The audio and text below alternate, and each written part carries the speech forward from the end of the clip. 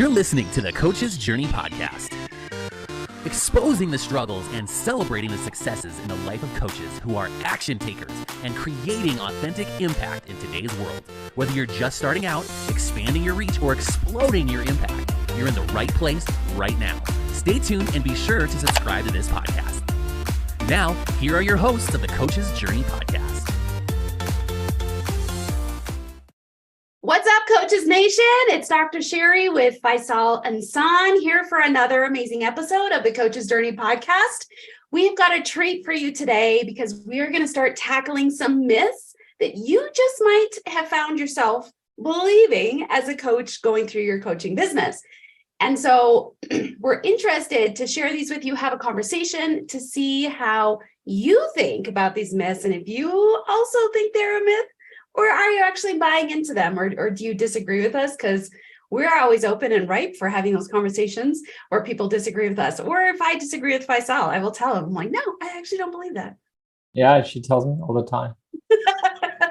Sometimes, I don't think your wife and I have ganged up on you quite yet, though. Although maybe there was one time. I feel like there was one time. You're like right in front of me. So let's just jump into the myths. We've got 3 that we're going to talk about this week, and I think we're going to plan on a few more on our next podcast, or in 2 weeks, rather, in 2 podcasts from now. So what is one of the myths, Faisal, that you feel like people have buy into as coaches that really doesn't serve them and their ability to grow the impact that they're looking at having as a coach? Yeah, then that's a great question. And just a little bit backstory on that. So we recently, like 3 months ago, we did a masterclass on this, and those who are listening to this, we'll be doing a similar masterclass coming up as well if it's on live. So definitely let us know. Like, just share masterclass hashtag, and we'll get you connected to either the resource we have already or the one that's coming up. And then we actually went through a lot of these, and we got coaches to share as well. It's like, okay, do you actually think that these are a challenge? And pretty much all of them, like, yeah, I think that too. And a lot of this comes from the industry. And the first one I would say is build and they will come. Like, it maybe like Sheri and I were talking, something Sheri just said before, is like, the thing that I hate about marketing is that it always changes. Like, there is no, like, we have a marketing agency works with us. They give us recommendations and things to do, but that could change in like a week or in like a month because the marketing world is consistently shifting and changing. And it does change. Yeah. And it's not that our marketing agent sucks. It's just that all of the technology and the way people interact and all it's constantly changing. Yeah. But some things on that, like just like any other part of our life, some things for some reason stick with people and they just hold on to that thing like dear life. And one of those are build and they will come. So I often see coaches, entrepreneurs, investors, all these people, they're just like, whenever I talk to them, like, okay, so what are you doing to move this forward, this business forward? It's like, hey, you know what? I'm working on this course that I've been working on for a while. And then I'm like, okay, what have you done? It's like, oh, I'm just outlining it. It's like, but I'm going to all these other courses to learn how to do that and to figure out this part and that part, which is in itself is not negative, but none of those are initially going to help you move forward. And there's one thing we're learning more and more, like a lot of good marketers these days, they don't even build anything. They just jump in and have an initial idea. And of course, there's value in that.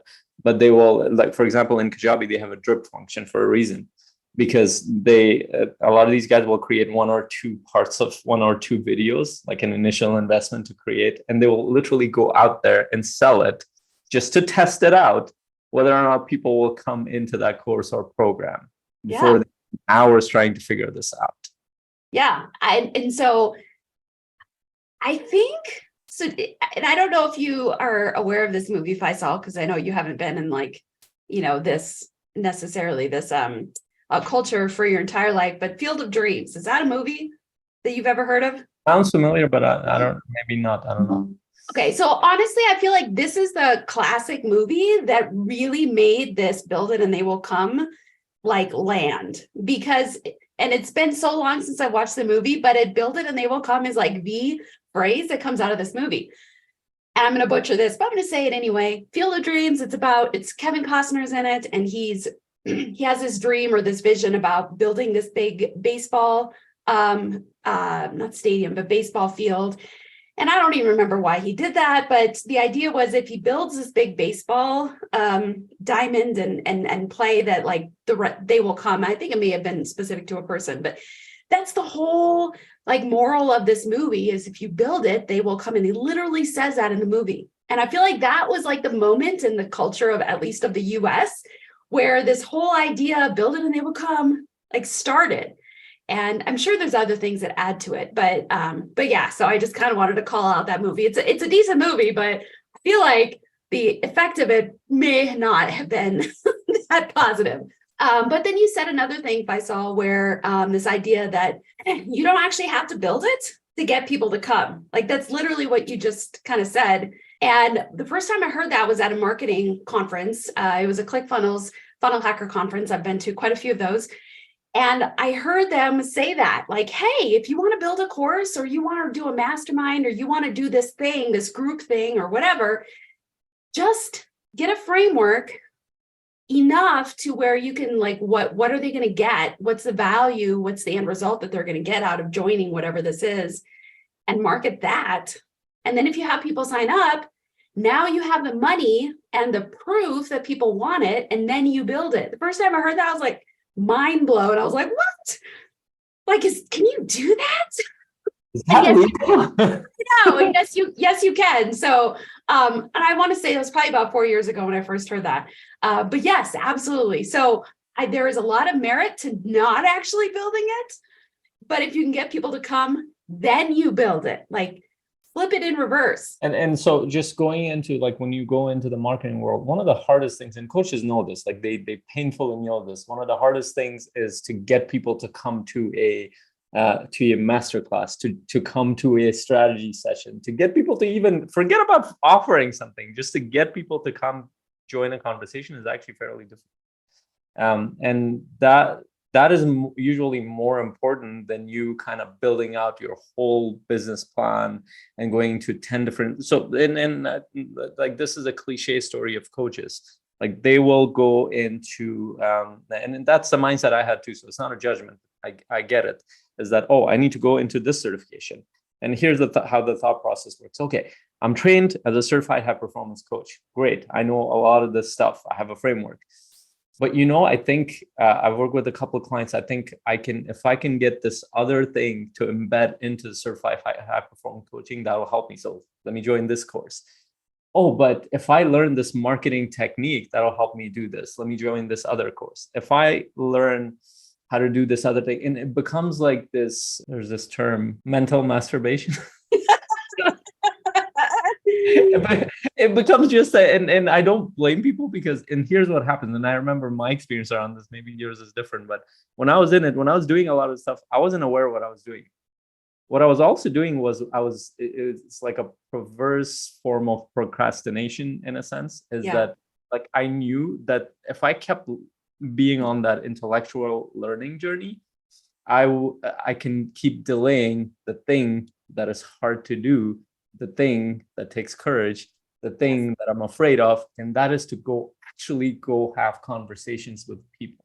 Yes. Actually put myself out there and tell people that I'm a coach and I help people with this. And the way that the additional thing that I would add to that is, when you're out there, when you're trying to get people to sign up for your masterclass and you're hearing no's, it is very emotionally draining, and you can get frustrated and discouraged and just feel like it's not working and go down that rabbit hole of negativity and doubt.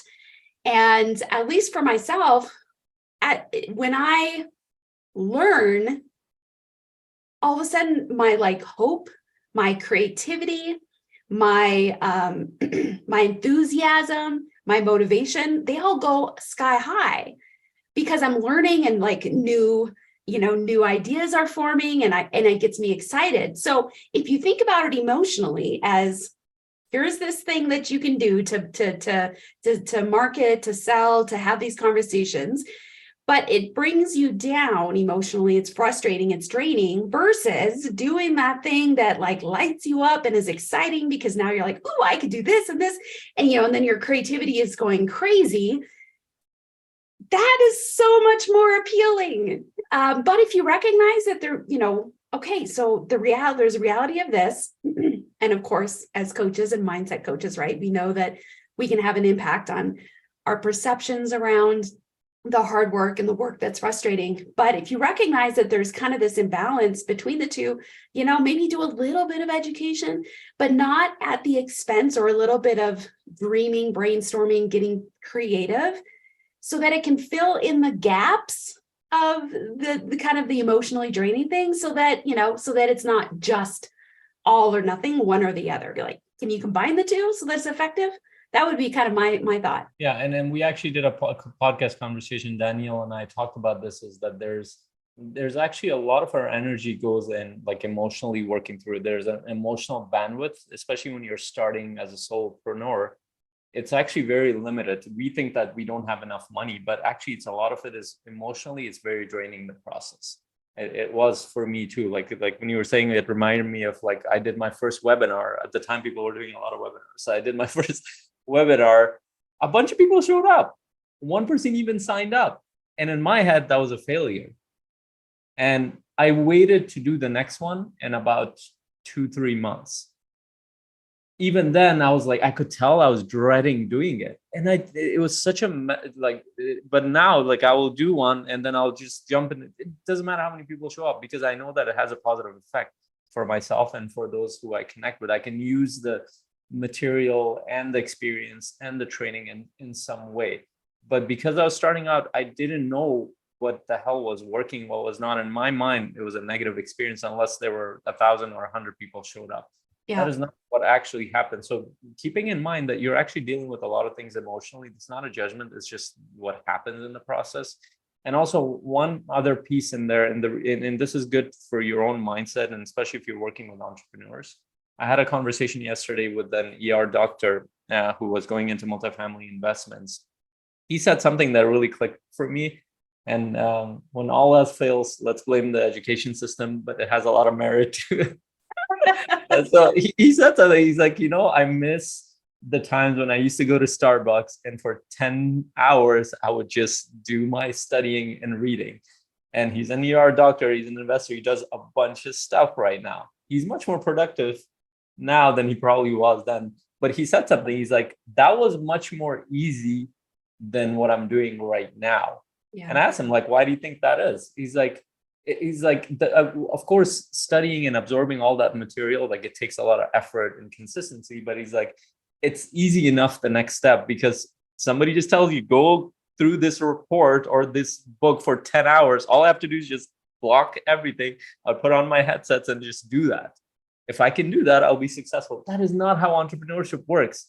You don't know what the next steps are. And even if you try it out, most of the time it actually fails. Like we realize that with the coaching master community. Pretty much the past 4 years, we've tried so many different things, and a lot of them have been quote unquote learning experiences, but they were failures that we had to take the next step after. We didn't know what the steps were. So let me use the example or the metaphor of Christmas lights. Have you ever hung up Christmas lights like outside your house or apartment or whatever? I outside. I've hung it inside, not outside. Okay, inside just as good, but outside's a little more challenging. You got to get the ladder and the little clips and stuff for on the gutters and whatnot. Oh, actually, no, I have. Last year I did that. It was at the front driveway. I was trying to do that. I think I almost fell. But yeah, go ahead. So having somebody, like this gentleman doctor who like loved studying, that's like going to the store and buying the lights and then unrolling them and then putting them up. Like it's pretty straightforward, pretty simple, no complication. But being an entrepreneur is like when 3 years later, you have all your Christmas lights jumbled up in a mess. And now you have to try to figure out how to get the strands separated. And you're not even sure if there's light bulbs at work, because sometimes if a light bulb goes out, all the rest of them go out. And you don't really know that until you plug them in, but then you've got to untangle them first. Like, it's complicated. I remember the untangling part was very difficult. Yes. And like I admit I think it was 3 years ago, my in-laws moved. And so they had a whole bunch of stuff in their house. They tend to keep a lot of stuff. But so they had all these boxes of like Christmas stuff. And my kids were like, let's take that, because they were going to give them away. So I'm like, okay. So now we have these like big boxes of Christmas lights that were never mine. And I have zero idea if they work or don't work or whatever. And they're a mess. And we've literally not used them for the last 3 years because I'm not looking forward to like trying to do the untangling of hundreds of, feet of just random Christmas lights. So Christmas lights, untangling and trying to figure out, that's kind of like entrepreneurship because you don't really know if it's going to work.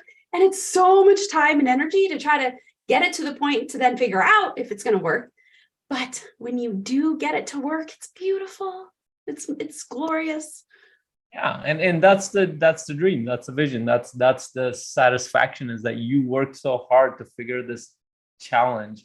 And business is challenging. There's nobody that I've met who says, oh, it was a piece of cake. It becomes a piece of cake once you learn some of the things, and then you go on to the bigger challenges. But initially it actually works, and which is connects to the education system.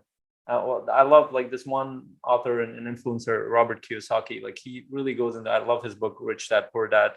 And one thing he really honed in on is that the way we're taught to think about the world is very different than what actually happened out in the world. And this is one of those areas, is that we're taught since childhood to do a lot of studying and then jump in and do it. That is not what happens in the real life world. In the real world, you need to do a lot of experimentation. You need to do a lot of testing. You need to do a lot of modifying and pivoting.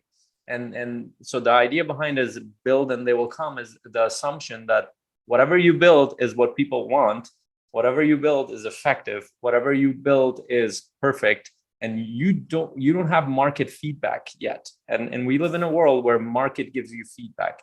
Yeah. Ultimately, you don't get to decide if you are a great influencer or a coach, your clients do. Because your clients are paying. They're the ones who are kind of voting for you, whether or not the thing that you do matters or it's actually helping people. Yes. And so the idea is that just looking at it from a coach's point of view, where you're thinking about creating a course or creating a hybrid program, you might be sitting there thinking, well, I need to perfect this part, figure this out. You don't have a lot of data to know that. You can just build the initial part of it and it's jump in. And when you talk to enough people, you're getting a lot of feedback. And that's how the process of perfecting something works, or making it much better. Yeah. And that's what we're encouraging you to do, is jump in. And that is the thing that's hard to do. We're not saying it's easy, but it takes courage. Very few coaches do it. The ones who do it, they learn much faster because now they're experimenting. Like Sheri was saying, now they're excited about the thing that they're doing. And we see that within our 90-day challenge as well. Like those who because one of the first things we do is like the first session in the 90 challenge, we take some time out, go reach out to people, book. And then when they come back to the second and third one, they're like, oh, I had a conversation with somebody. I can't believe I did that. It's like, yeah, this part didn't work, but I love being in that conversation. Now you're within it. That is a very different feeling than you sitting there behind your computer trying to figure out this thing. Absolutely. I use this analogy a lot that you can't steer a ship when it's anchored. You have to take the anchor up and then figure it out. And I heard this, or I read this, it was a tweet yesterday that I happened to read from Alex Hermosi, but I love it. It says, you cannot wish for both a strong character and an easy life. The price of each is the other. Yeah, they don't work together, because a strong character requires you to do a lot of things that are hard. Absolutely. All right, so build it and they will come. Myth. At least that's what we think. Boom, boom. All right. Second one is, you need a really large following to actually build a business that's sustainable and then makes money. Faisal, do you agree with that? Well, not only do I not agree with that, I have the data to back it up. Literally go to my page right now. You will see 1 like, 2 like, 3 likes, 4 likes. I have a multi-6-figure business just based on that. It's not we live in a culture of likes and Instagram and social media of how many people are looking at my pictures, and this is how it works. Like when you put something out, like test this out. put something personal on social media, like you talking to your kids or spending time with your family and stuff, you will get like a lot of likes and comments. Oh, that's amazing, this and that. Then the next day, put something business related, or put something that you're offering or something like that. You will see crickets. There's a reason. There is. So I have been much, I've been very intentional in increasing my my social media presence, and I post a lot of stuff, and it is amazing to me how completely random people that I like almost never talk to will be like, oh, I saw your post about Africa, or oh, I saw your post about, so my husband had a medical procedure the other day, and they're like, oh, I saw a post of him in the hospital, and oh, I saw this. I'm like, they all come out of the woodwork. But the cool thing is that I'm like, their eyeballs are on my stuff. So what I need to do is I need to have a more specific outreach to everyone, and start, doing kind of more of a one-on-one outreach to touch base with them, because they're not just naturally responding to a post. I'm like, hey, I'm a coach. Let me coach you. That just doesn't work. But you don't necessarily need a large following. You just need a smaller but a dedicated and enthusiastic audience. That's kind of what I hear a lot of people talk about. Yeah, and that comes, so it's like I've been on this journey for a little bit, and I always used to wonder, like the first time I realized that with a cousin of mine, like I went to this wedding, and my cousin is like drunk out of his mind, and that's when people start telling the truth. So and you never know what you're gonna hear. George Carlin, either hear the worst shit or the best shit, or the other. So this happened to be the best shit. So I'm standing there, we're around each other, and I still remember, like, he puts his hand on my shoulder. Like, we haven't talked for years, actually, like for months or years, and we see each other once in a while. And he's like, like, he's very heartfelt. I could tell his emotions are there.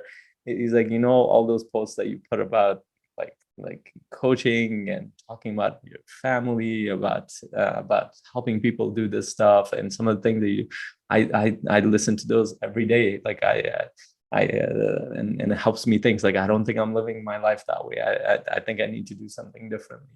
And so here's the funny thing. Initially, I was very obsessed with, like, who's liking my post, who's not. And I was spending a lot of energy on that. I know I didn't see him once like a post. I didn't see him once share anything. I didn't see him once comment. Now, he was a dedicated listener and follower of my posts. And that's actually very common. A lot of people will not like, a lot of people will not post. And it goes back to what Sheri said, like, you might not see, but you're actually helping and affecting people. And then we usually kind of, so there's a faith piece comes in, is that keep putting out what matters to you. People are listening in the background. So you might not even be seeing the numbers. But what ends up happening is, as you do this consistently, the way I've seen it over the years is that when you start something, people just watch. They will congratulate you. Some people will be neutral, but they just want to see, are you going to stick to this? Are you just another person who's going to come as a one-hit wonder, or just, this is something you just, a lot of people start things. But people have limited bandwidth, especially in the world we live in. There's too much information. They're not gonna, like, if we lived in a world where you were the only one doing this thing, or one of the few people on social media, that would be different. But they need to decide, and a lot of this stuff happens subconsciously. Do I want to put my mental energy into this thing? Do I want to put my emotional energy? And if you do this consistently enough, you will see that people are sharing things about you. People are, and a lot of, like, my stuff just gets shared within my network, whoever they are, because I'm consistently doing that. I'm not once in a while doing that. It took me a while, like, and I'm not just saying it because, I'm so smart that I made the decision. For a while, like for the first 2 years, I would post 1 week, and then the next week I wouldn't. I would post 1 month, and then I would get disheartened. But the real thing came in is when there was consistency and posting on social media. But we're not even talking about social media. This is like human life in general. People need to see, like, whether you're sharing the stuff, like, maybe social media is not your thing. I think it's scalable, but let's say that's not the route you're going. You can definitely build a business. You are actually going into meetings and adding value. You're going into so you're either supporting people or letting people know that this is what you do in person, or you're doing it on social media. Let's say don't go, but people still need to see that you're sincere about this thing matters to you. And unless they see evidence of that for a longer period of time, they're not going to put any kind of trust in you. They're not going to refer you. They're not going to get you be interested in knowing, because it might be just another thing that they don't need to get distracted by. Yeah. I mean, think about it. If if you've got, we'll use a cousin example because you just did it. If you've got a cousin that's like, hey, I'm now a doctor. I'm actually now a surgeon. I just got all my stuff, my schooling done or whatever, and I'm now a surgeon. I would love to work on you. Like, are you going to jump up and be like, yes, I'll be your first patient? Probably not, unless you're fearless. But if you know that he's been doing it a lot over 5 to 10 years, now you're like, okay, now now there's some evidence that he's stuck with it. He's gaining competency and that sort of thing. So don't be discouraged if at the beginning, like, people don't seem to be reaching out, but they may not reach out anyway. You may have to do the reach out, which goes back to the build and they will come. You might have to do the reach out in order to have those conversations that can lead to actually having clients. As you were talking, Faisal, I was thinking about that. I don't know if parable is the right word, but the story about the starfish, and there's this little girl that's throwing starfish back in the ocean, and somebody's like, why are you doing that? There's millions here. Like, you're never going to get this done. And she's like, well, it mattered to this one, and you throw it in. So if you can have that mindset that there's one person that maybe saw your video or saw your post or was encouraged by it, or maybe did a little mindset shift for them, that might be enough to start stoking the fire so that when you do these reach outs and these conversations, that it's a little bit more productive and they're able to kind of, you're building that baseline. Yeah, I completely agree there. And around the outreach. So, and that goes a little bit into sales. But initially, one of the reasons why, for example, I've been able to build a business, so I'm not counting on people to like and share. I'm actually doing the outreach. I'm going in there and serving people in groups, in organizations, one-on-one. I'm doing lives. I'm connecting with people. That's what gets you the opportunity to actually get in conversation with people. So if there's anything that, and this is something Rich Liv, Steve Chandler, and we follow that model as well, the prosperous coach system, is that all you need to do as a coach is be in conversation. And these are coaching conversations. So your goal is to get as many people as you can into coaching conversation for several reasons, but main reason is that for you to see, like, what is your product? Does this actually work? What is the feedback you're getting from your clients? How can you improve on that? And for you to kind of start sharing case study and start talking about, hey, I helped this person this way, that way, because this is how people want to work with you. And that's something we uphold in Coaching Master Community, because we not only encourage you and challenge you to go have those conversations, but we actually give you feedback for your process within the community. And that's one of the reasons why we're attracting other organizations, is because they see that we care about the mastery piece. Because ultimately, let's put it another way. Let's say you were a marketing expert. Let's say you were an expert in business. You might be able to tweak your messaging in a way where you attract a bunch of people. And this, I remember I was listening to a call by, it was a podcast or an interview with Gary Vee. So Gary Vee was talking about his marketing organization. I love the way he talks about his stuff, but he was talking to a client and he looked at their product, and they were trying to blow this up, scale it up, and they were trying to sign up for his marketing team. And he's fairly direct, and I'm guessing he said it fairly, exactly. fairly direct. He's like, he's in your face, basically. Yeah. So he looked at their product, he looked at what they've been able to do, and in their mind, they're like, if we just blow up the message, we'll get more clients. But he's like, okay, hold on, I'm looking at all this stuff. Let me tell you something. We're really good at this. We're so good at this that we're gonna let everybody know how crappy your product is. This is not going to help people. What I would love to help you. Go work on your product. Do some work on it. make it a little bit better so you're actually serving people, then we can blow this up for you. Now we're talking about scaling. This is not initial stages. The idea behind this is that we're consistently working and refining and mastering the craft. Because even if you get better at the business part, and this is the part that coaches miss, because a lot of coaches might assume that they're really good as a coach and they just don't have the marketing or sales piece pat down. That's partially true. But the other side of it is that you actually don't know how good your coaching is or product is or services until you get live feedback from your clients. And the way clients give feedback through referral, through buying your program, and through getting you connected with other things. And that's how you know. And that means that you need to be, and I'll give you just a made up number, but it's a good number. Like you need, unless you've done 100 calls, like 100 strategy calls with people, you actually don't know how good your product is. And I'm making up the number, but like a good chunk of sample of people for you to know, well, what is the feedback that I'm getting? What are they liking at the end of the session? Are they giving me referrals? Are they giving me testimonials? Are they connecting me with people? That will give you a lot of feedback and confidence in your own product and service. And that's why we're saying, go do your outreach, reach out to the people that you know, reach out to the people that you connect with.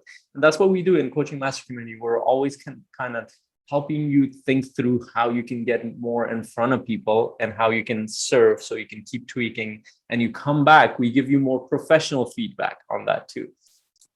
I think putting a number to that, even though you're just pulling it out of the air, somewhat. It's on some data. Yeah.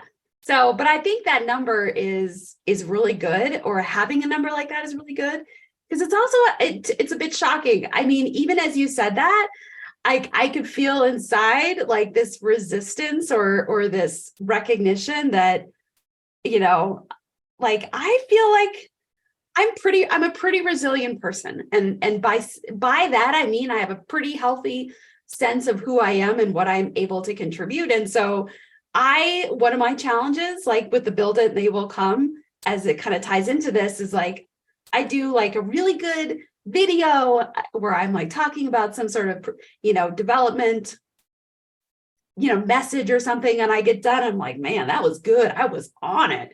And then I expect something from it.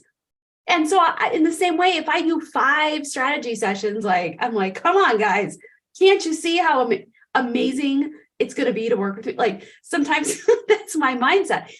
And so we need to realize that sometimes it's not about you. I mean, it's not about me. It's about, there's a lot of things I need to do to work with myself to present what, what I have to offer, what the stuff is that I'm a kind of a conduit for.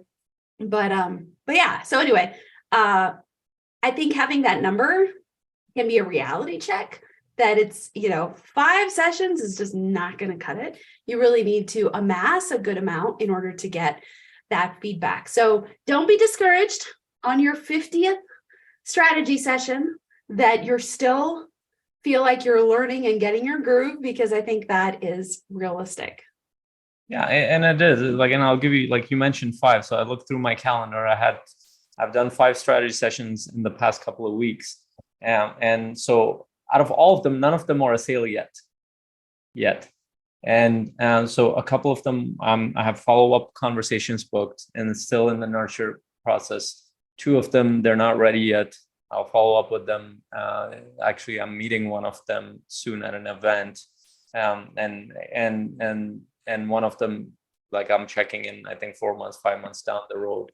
Like this is the world of business. Like you might think that, okay, I'm ready, jumping in, clients are just going to come and I'm just going to build a pipeline and I'm going to, no, you need, even like after years of doing this, I know that I need to consistently have conversations because what I would do is like, I would do like this marketing thing and I'll talk to a bunch of people.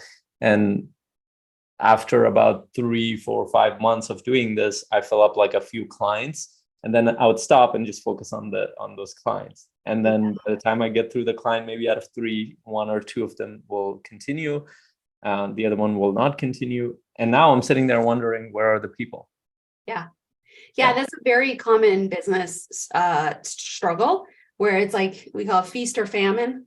that when it's a feast, you're like so focused on serving and doing the things that you forget to market. And so then when that feast is done, now you're in famine. And then you're like, oh crap, now I got to start the process over. I got to get the wheel going again.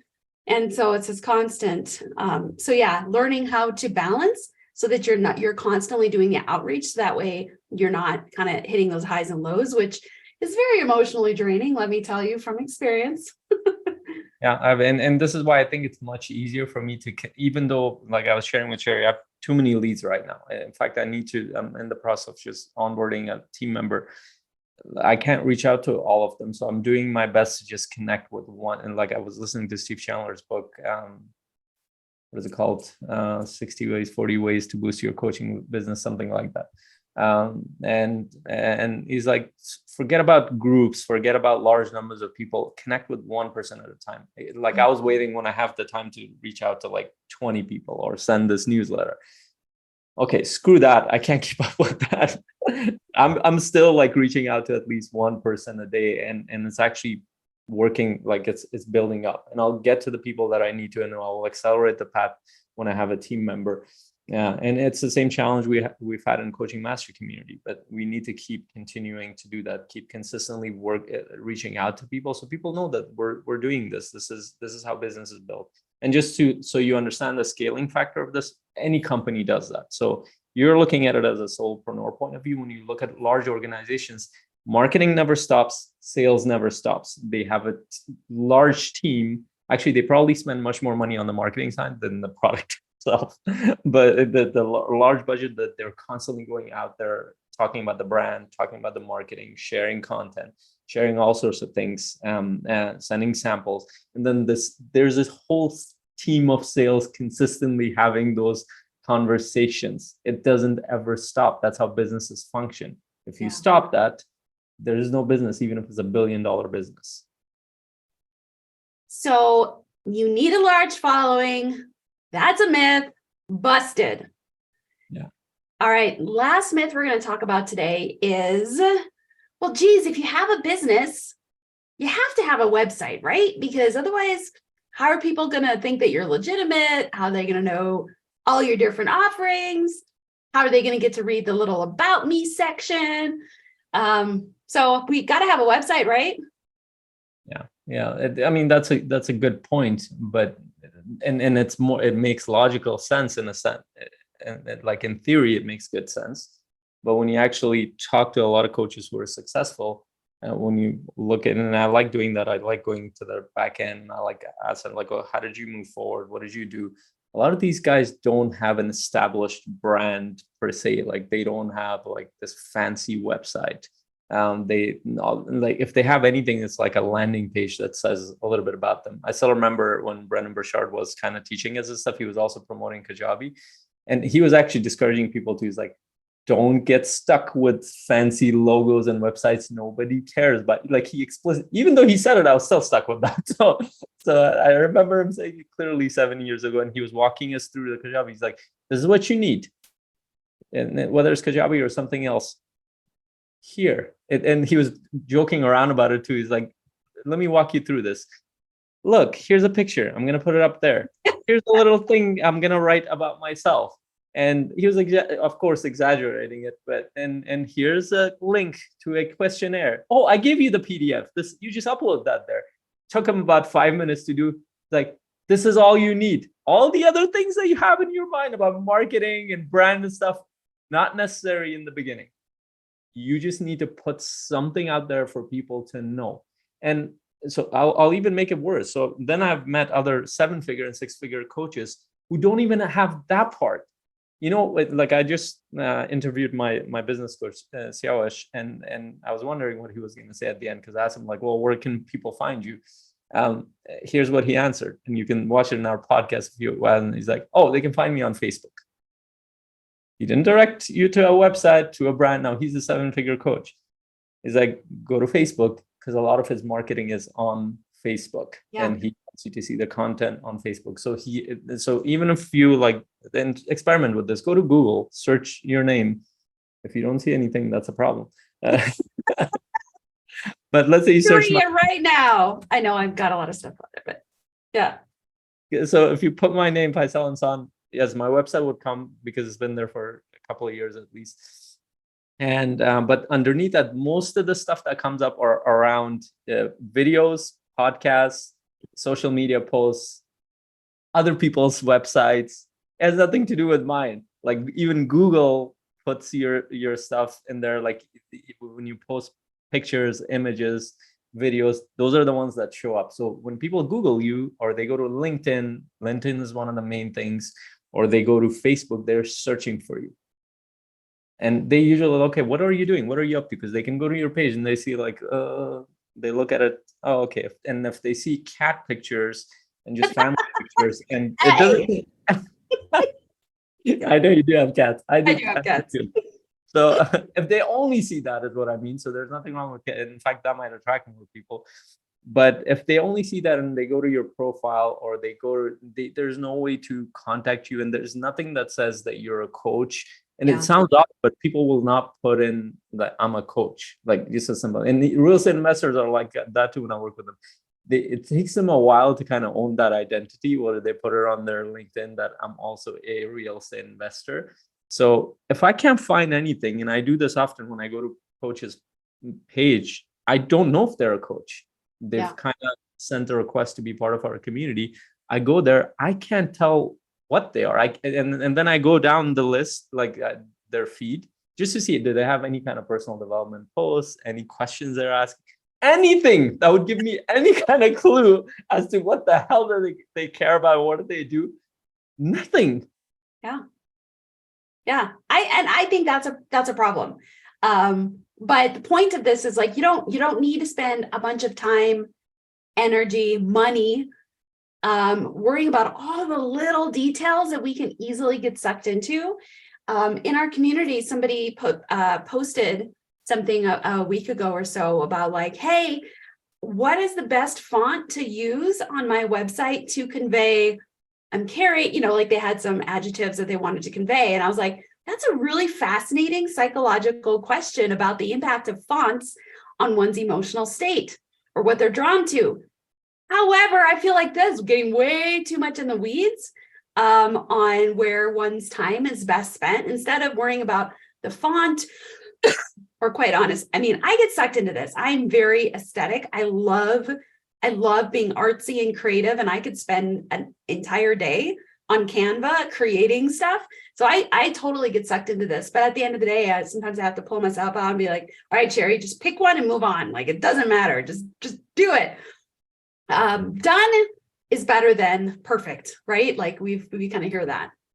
Yeah, and so like for those who are listening to the community, search for that post and you will see our answers in there. And I went into that post too. And that's a legitimate question. And there's nothing wrong with that question. Like Absolutely. There's a psychological factor on like the consistency of your brand, the colors that you use. And actually I was surprised because I hired a brand consultant and I paid her, I think, close to $6,000 for her to. And it was actually a really good experience because she was coaching me through like the consistency in messaging.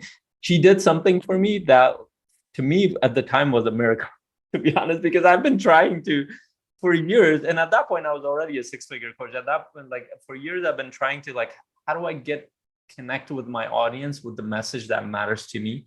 And I didn't know how to share it in my videos, didn't articulate that very well. So what she did was just got me on a Zoom call and just listened to me and transcribed a lot of it and then created the messaging for my website.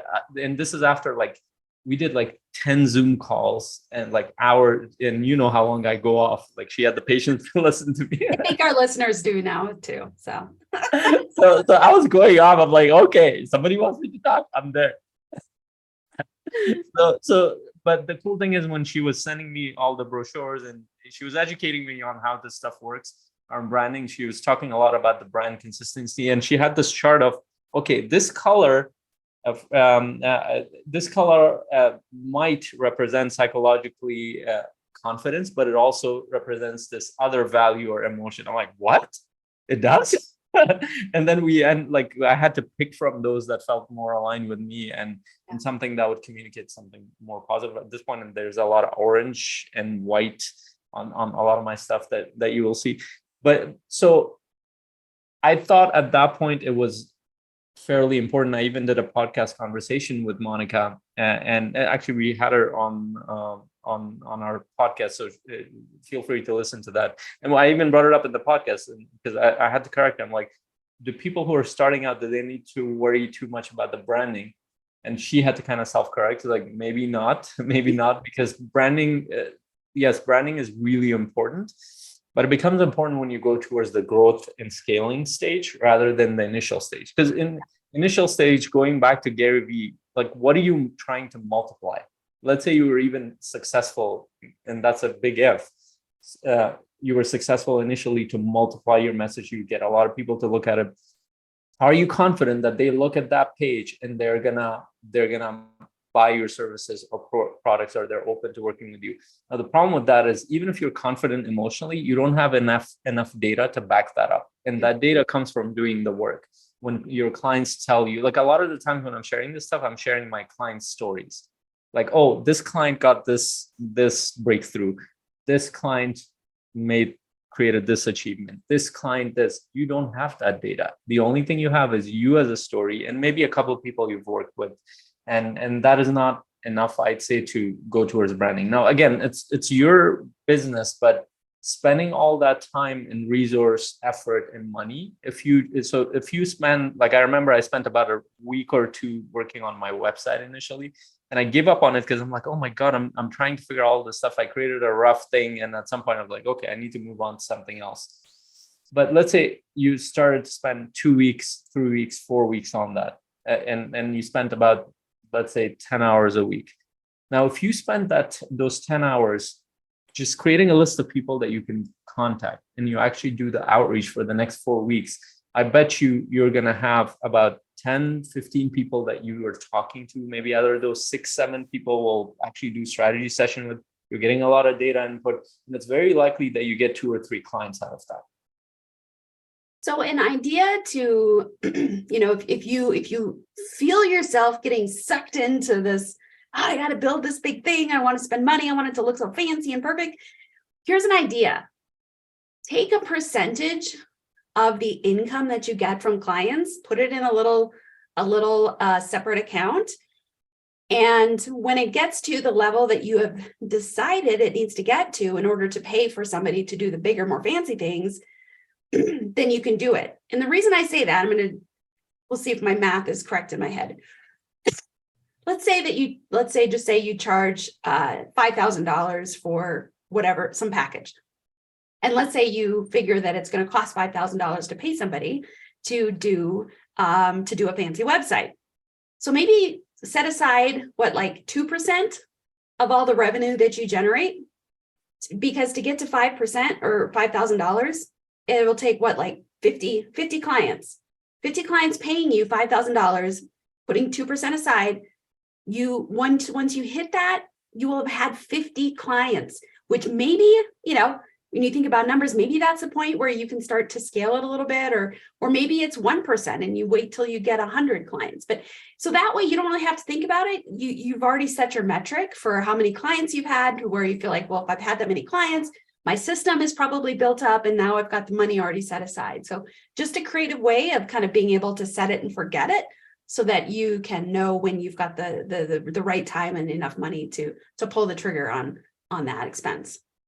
Yeah, I love that idea, and that means that you're working with people as you're doing this. Yep. And you just reminded me of one of the exercises Monica got me to do, which I love, and I think it's a great coaching exercise.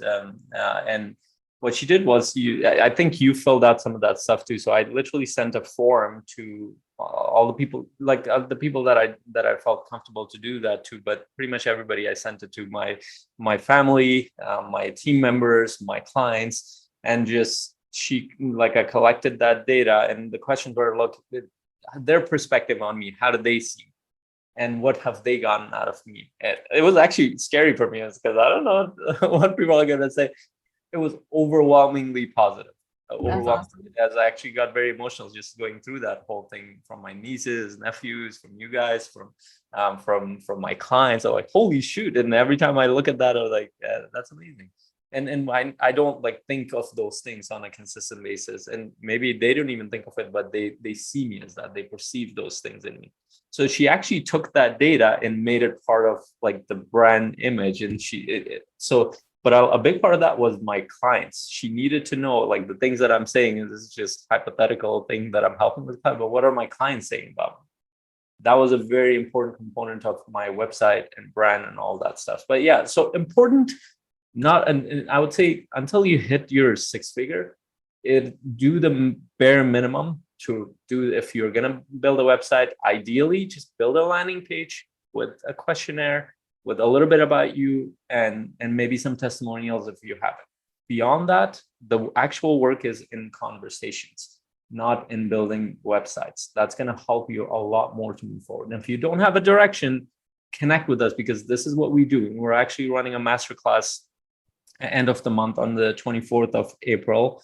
We're going to be announcing some stuff around that as we move forward. We're going to be talking about, like, this will be one of the things that we talk about, but we actually walk you through how you can move your marketing forward in a way that's more effective than cutting out all the fluff, all the things that might feel like you're doing a lot of work, but it's actually not moving you closer to getting clients. And ultimately, your business will be based on the clients actually paying you, because that's what that cash flow is going to help you spend more time on that. It's going to help you spend some money on getting the support that you need, the coaching that you need. Yeah. It's going to help you get resources for you to build other things in your business. Cash flow solves a lot of problems. It does. It might not make you happy, but it will stop making you unhappy, and it will help you move your business forward. So we want that for you, and also help you increase that impact. Like, then one of the reasons I'm able to travel and go to events, do a lot of that stuff, because I have the cash flow coming in, so I don't need to be worried. I have clients coming in. I can just go to events, connect with clients. That amplifies my message even more, because I have people that are paying me to do this. You might be stuck trying to figure out, well, how am I going to maintain the job and the business and the family? And I don't even know if this is paying me. You need to get out of that survival mentality. And that's our job within our community, Coaching Mastery community. We want to help you do that. We want to help you create the income that you need and the impact with the people that you want to serve. Yeah. So the most basic level with the Coaching Mastery community, which is the sponsor for the Coach's Journey podcast, for this podcast, the most basic step that you can do that's completely free, simple, painless, is to be part of our Facebook group. So free, you can ask questions. We've got a ton of content on there. Like, you could literally start watching videos, training videos and discussion and masterminds now, and probably not stop till like 3-4 weeks from now. But we live stream stuff every week, multiple times. And so it's a really good place to start. But if you're that coach that's like, God, I just got to get this going, I'm so motivated, I need to get clients, like, I got to make this happen, then join our pro membership, which is going to give you inside access to even more, to conversations, to be able to book a call even with Faisal, to maybe work through a little stuck point. You get to take part in our challenge that specifically is designed to help you take action and forget about all this busy work and do the work that really matters. So go to coachingmasterycommunity.com, sign up. It's a very low fee for an entire year worth of interaction, mentorship, education, training, friendship, collaboration. It's a bunch of amazingness. So those are your options with us. We would love to see you either way. And we look forward to seeing you or having you listen to the next podcast that we do in a week.